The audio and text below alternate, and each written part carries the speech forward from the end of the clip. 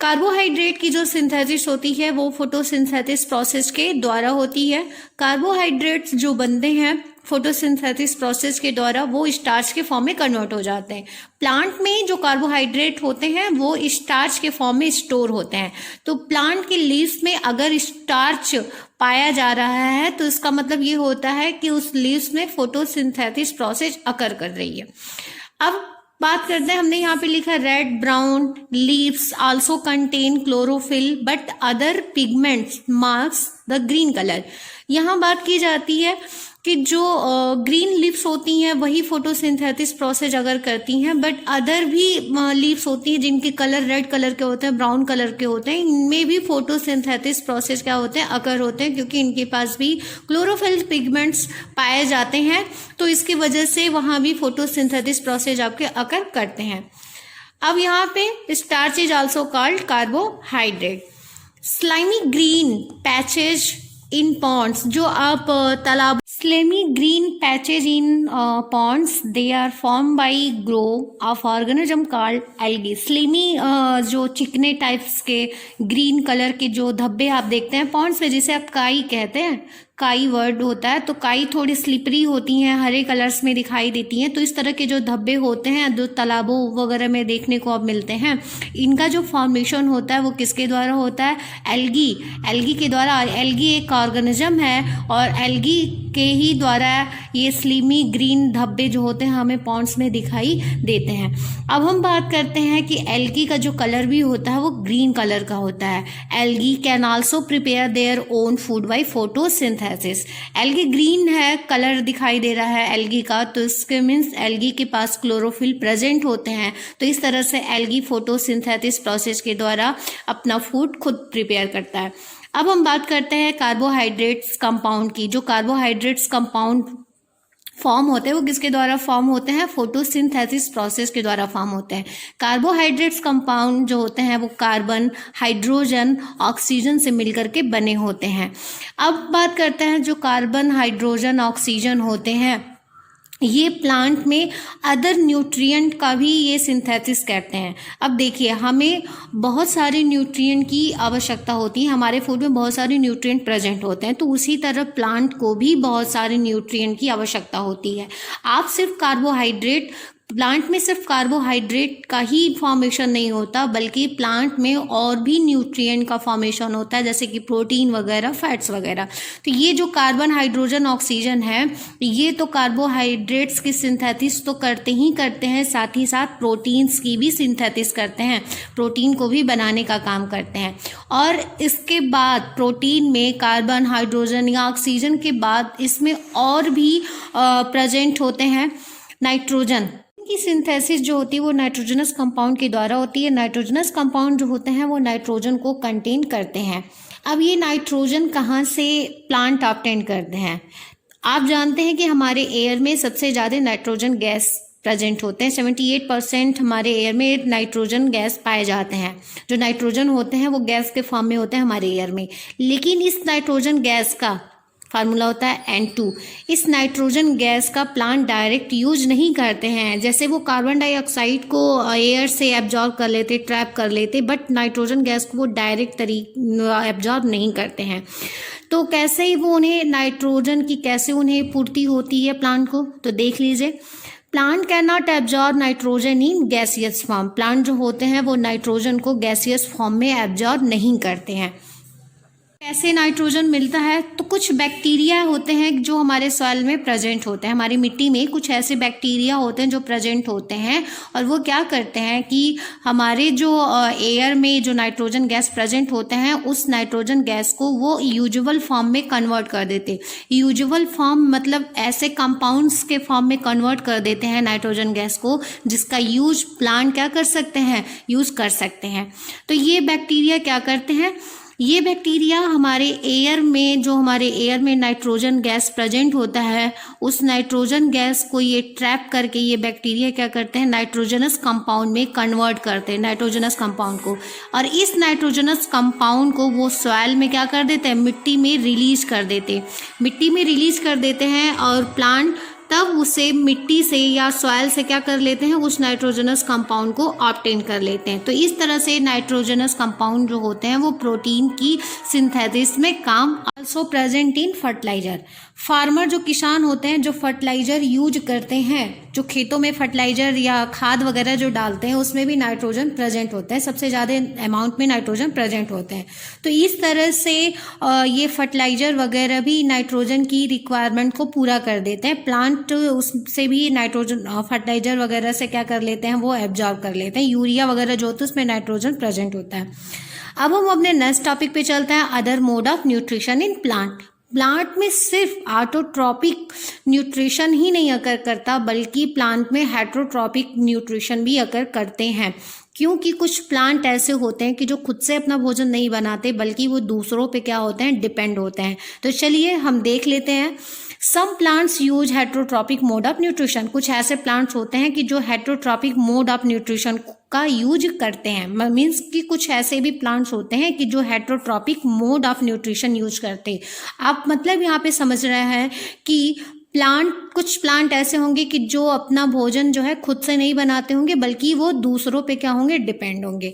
Example, Cuscuta umbrella absorb nutrition from hosts. Umbrella जो होते हैं अपने भोजन के लिए ये दूसरे प्लांट पे क्या होते हैं, डिपेंड होते हैं। दूसरे प्लांट से ही अपने न्यूट्रिएंट को क्या करते हैं, न्यूट्रिएंट की रिक्वायरमेंट्स को पूरा करते हैं। कैसे? ये क्या करते हैं कि अगर कोई प्लांट है इस तरह से, ठीक है, तो ये अम्ब्रेला जो होता है इस प्लांट पे क्लाइम इस तरह से चढ़े होते हैं, और इस जो प्लांट होते हैं वो दूसरे प्लांट पे क्लाइम होकर के दूसरे प्लांट को अपना दूसरे प्लांट से अपने न्यूट्रिशन को क्या करते हैं, ये पूरा करते हैं। ठीक है, तो हम अम्ब्रेला को ही हम कसकटा कह रहे हैं। ठीक है, कसकटा जिसे हम अम्ब्रेला प्लांट कहते हैं, कसकटा को, तो ये दूसरे प्लांट पे क्लाइम होकर के उस प्लांट से अपने न्यूट्रिशन को क्या करते हैं, पूरा करते हैं। मीन्स ये दूसरे प्लांट पे क्लाइम होकर के उसी प्लांट से अपनी फूड्स को क्या करते हैं, ऑब्टेन करते हैं। तो हम ऐसे प्लांट को पैरासाइट कहते हैं, और ये जिस प्लांट पे क्लाइम होते हैं उस प्लांट को होस्ट प्लांट कहते हैं। जैसे इस प्लांट पे क्लाइम है तो ये प्लांट को हम क्या कहेंगे, होस्ट प्लांट कहेंगे, मतलब ये अपना होस्ट उसे बनाए रहते हैं।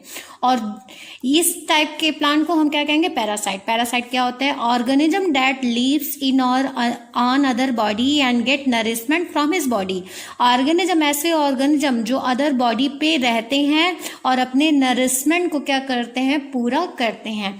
अब हम कहेंगे कि क्या हम भी पैरासाइट है, क्योंकि हम भी तो प्लांट पे डिपेंड है, प्लांट से अपने फूड को ऑब्टेन करते हैं। तो हम नहीं है पैरासाइट, क्योंकि ये ऐसे ऑर्गेनिज्म होते हैं कि जो उसी प्लांट के अंदर रहते हैं और उसी प्लांट के न्यूट्रिएंट को क्या कर लेते हैं, एब्जॉर्ब कर लेते हैं। नेक्स्ट हम बात करते हैं इंसेक्टिवोरस प्लांट्स। इंसेक्टिवोरस प्लांट्स ऐसे होते हैं कि जो इंसेक्ट वगैरह को ईट करते हैं। ये कीड़े मकोड़े खाते हैं और कीड़े मकोड़ों को खा करके अपने न्यूट्रिशन को क्या करते हैं, पूरा करते हैं। इंसेक्टिवोरस प्लांट, तो इंसेक्टिवोरस प्लांट्स हम ऐसे प्लांट्स को कहते हैं कि जो इंसेक्ट वगैरह या कीड़े मकोड़े वगैरह क्या करते हैं, खाते हैं। तो इंसेक्टिवोरस प्लांट्स के भी अंदर आपके हेटरोट्रॉपिक मोड न्यूट्रिशन क्या करता है, अकर करता है, क्योंकि ये दूसरों पे डिपेंड है, कीड़े मकोड़ों को खा करके अपने न्यूट्रिएंट या अपने न्यूट्रिशन को पूरा कर रहे हैं। अब नेक्स्ट बात करो ट्रॉपिक। सैप्रो मीन्स सड़ा गला या ट्रॉपिक मीन्स नरिशमेंट। देख लीजिए, the mode of nutrition in which organism take in nutrient in solution from dead decaying matter. The mode of nutrition in which organism take, nutrition का वो mode जिसमें organism nutrients लेते हैं कि in solution के form में, किससे, dead या डिकेइंग मैटर से। ठीक है, होता है क्या है कि जो सेप्रोट्रॉपिक न्यूट्रिशन ये ऐसे ऑर्गेनिज्म में अकर करता है जो ऑर्गेनिज्म डेड या डिकेइंग जो मैटर होते हैं उन पे क्या करते हैं, ये डाइजेस्टिव जूस को सेक्रिएट कर देते हैं और उसे सॉल्यूशंस में कन्वर्ट कर देते हैं और उसमें से न्यूट्रिएंट क्या कर लेते हैं, एब्जॉर्ब कर लेते हैं। सपोज यहाँ पे कोई डेड या डिकेइंग मैटर है। डेड या डिकेइंग मैटर का मतलब होते हैं जो सड़े गले, जो डेड हो जाते हैं, जो एनिमल या प्लांट जो डेड हो जाते जाते हैं, जो सॉइल में जाके मिल जाते हैं, या फिर आप कह सकते हैं कि कुछ ऐसे सड़ी गली चीज़। तो ये सपोज यहाँ पे डेड या डिकेइंग मैटर है और इस पे कोई सेप्रोट्रॉप्स टाइप के ऑर्गेनिज्म क्या हो गए, इस पे ग्रोथ कर गया। अब इस क्या करेंगे, ये सेप्रोट्रॉप्स टाइप के ऑर्गेनिज्म क्या करेंगे, इस पे डेड या जो डिकेइंग मैटर है इस पे क्या करेंगे, जूस, डाइजेस्टिव जूस को इस पे सेक्रिएट करेंगे इस तरह से, ठीक है, डालेंगे इस पे। और उस जूस के डालने के बाद क्या करेंगे, उसे सोल्यूशंस में कन्वर्ट कर देते हैं। इस डेड या डिकेइंग मैटर को सोल्यूशन में कन्वर्ट कर देते हैं और वहां से ये न्यूट्रिएंट को क्या कर लेते हैं, एब्जॉर्ब कर लेते हैं। तो इस तरह से सेप्रोट्रॉपिक न्यूट्रिशन एक ऐसे ऑर्गेनिज्म में अकर करता है कि जो ऑर्गेनिज्म किसी डेड या डिकेइंग मैटर पे डाइजेस्टिव जूस को सेक्रिएट करते हैं और उसे सोल्यूशन के फॉर्म में कन्वर्ट कर देते हैं और वहाँ से ये न्यूट्रिशन को एब्जॉर्ब करते हैं। तो ऐसे ऑर्गेनिज्म के अंदर सेप्रोट्रॉपिक मोड ऑफ न्यूट्रिशन अकर करता है और ऐसे ऑर्गेनिज्म को हम सेप्रोट्रॉप्स कहते हैं। ऐसे ऑर्गेनिज्म को हम क्या कहेंगे, सेप्रोट्रॉप्स कहते हैं। के एग्जाम्पल है फंगी में आपके मशरूम आते हैं। मशरूम तो आप जानते हैं अम्ब्रेला टाइप के इनका स्ट्रक्चर होता है मशरूम का। जो लकड़ियाँ वगैरह जो वुड वगैरह होते हैं, जो गीली वगैरह हो जाती है, कभी बारिश में भीग जाती हैं, तो आप देखते हैं कि उस वुड पे कुछ अम्ब्रेला टाइप के ऐसे छत्ते टाइप के आपको ऐसे दिखाई देते हैं, तो ये फंगी वगैरह होते हैं। तो इनमें आपके सेप्रोट्रॉपिक न्यूट्रिशन अकर करते हैं। मशरूम में ब्रेड माउल, जैसे आप ब्रेड वगैरह लेते हैं, अगर उसे बाहर छोड़ दें किसी नमी वगैरह में, तो आप देखते हैं कि उस पर कुछ ऐसे आ जाते हैं इस तरह से, जिन्हें ब्रेड माउल कहते हैं। ये फंगी होते हैं, ठीक है। तो ये ब्रेड माउल वगैरह में भी आपके सेप्रोट्रॉपिक न्यूट्रिशन अकर करते हैं। फंगी जो होते हैं ये बहुत सारे खाने की जो चीज़ होती है उसे स्पॉइल कर देते, ख़राब कर देते। जैसे आप देखेंगे, अगर पिकल्स वगैरह की बात करते हैं, अगर उसमें थोड़े बहुत नमी आ जाती है, मॉइस्चर आ जाता है या पानी वगैरह उस तरह से पड़ जाते हैं, तो उसमें आपके फंगस लग जाते हैं। तो वो आपके क्या है, फंगी ही हैं, ठीक है, जो खाने की चीज़ों को क्या कर देते, स्पॉइल कर देते। तो हमें उन्हें क्या करना रहता है, मॉइस्चर से बचाना होता है। Fungal spore present in air, और ऐसे कैसे, मतलब हम अगर किसी ब्रेड को बाहर रख दिए हैं, नमी में रख दिए, मॉइस्चर में रख दिए हैं, तो उस पर जो फंगस आ जाती है वो कैसे आ जाती है, क्योंकि एयर में थ्रेड टाइप के स्ट्रक्चर में क्या प्रेजेंट होते हैं, फंगल स्पोर प्रेजेंट होते हैं। थ्रेड टाइप के इनका स्ट्रक्चर जो होता है, धागे टाइप्स का, ऐसे थ्रेड टाइप के स्ट्रक्चर होते हैं ये फंगी वगैरह। तो ये एयर में प्रेजेंट होता है, और अगर ये ब्रेड पे आके इस तरह से गिर जाते हैं तो फिर ये फैल जाते हैं, ग्रोथ इनकी बहुत तेजी से होती है, ठीक है। अब spore germinate and grow. Next topic है सिम्बायोटिक रिलेशनशिप क्या है। Some organism live together and share shelter nutrients, this called symbiotic relationship. Symbiotic relationship ऐसे ऑर्गेनिज्म को कहते हैं कि जो एक साथ रहते हैं और दोनों एक साथ रह करके एक दूसरे के साथ शेल्टर और अपने न्यूट्रिएंट को क्या करते हैं, आपस में एक दूसरे के साथ बांटते हैं, ठीक है।